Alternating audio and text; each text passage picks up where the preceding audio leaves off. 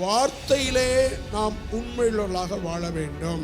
உள்ளதை உள்ளதென்றும் இல்லதை இல்லதென்றும் சொல்லுங்கள். அதற்கு மிஞ்சினது தீமையினால் உண்டாயிடும். அப்படின்னா என்ன அர்த்தம்? ஆண்டவர் சொல்றாரு, எஸ்ஐ எஸ்ன்னு சொல்லு, நோன்னு நோன்னு சொல்லு.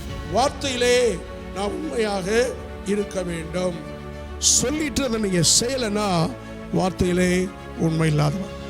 உன் நண்பரிடத்தில் பேசும்போது வார்த்தையிலே உண்மை இருக்க வேண்டும். இந்த நாளிலே கர்த்தர் பலரோடு பேசிக் கொண்டிருக்கிறார். ஆகவே பிரியமான கர்த்தருடைய பிள்ளைகளே, யாரிடத்திலும் பொய் சொல்லக்கூடாது. வார்த்தையிலே உண்மை கடைபிடிக்க வேண்டும். நான் உங்கள்கிட்ட ஒரு வார்த்தை கேட்குறேன், உண்மை பேசுறது எளிதா பொய் பேசுறது எளிதா? அநேகர் சொல்லுவாங்க பொய் தான் எளிதுன்னு. அப்படியே சாத்தா நம்மளை பிரெயின் வாஷ் பண்ணி அப்படி நம்ப வச்சுட்டான். எது எளிது தெரியுமா? உண்மை பேசுறதா எளிது. உள்ளதை உள்ளதென்றும் இல்லதை இல்லதென்றும் சொல்லுங்கள். பொய் பேசுறதுக்கு தான் ரொம்ப மூளை வேலை செய்யணும். கற்பனை பண்ணணும். ஒரு பொய்யை மறைக்க இன்னொரு பொய், அதை மறைக்க 9 பொய். இன்னும் இந்த நாளிலே கர்த்தர் உங்களோட பேசுறார், உங்களை பரிசுத்தப்படுத்த விரும்புகிறார்.